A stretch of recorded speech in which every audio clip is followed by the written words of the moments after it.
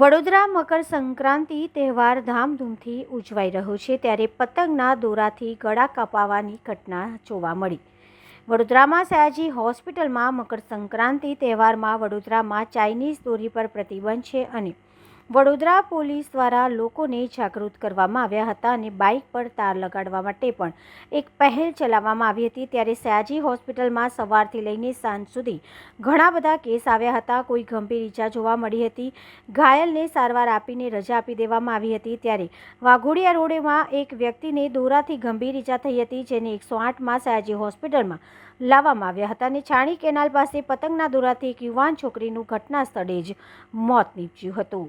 हाल Sayaji hospital खाते सवारना 4 case बन्या है गला कपायेला व्यक्तिओना एमां सारवार आपी अने एमने रजा आपवामां आवी छे। हाल अत्यारे एक આજવા रोड उपरथी एक व्यक्तिनुं दोराथी गळुं कपायुं हतुं अने तेने सयाजी हॉस्पिટલમાં सारवार माटे लाववामां आव्यो छे। एटले આજના रोज जे घटना बनी रही है एना पगले 108 सतर्क रही है अने तात्कालिक सेवा आपी रही है अने हाल ए व्यक्तिने तात्कालिक वोर्डमां जे गळुं कपायुं छे तेनी सारवार आपवामां आवी रही है।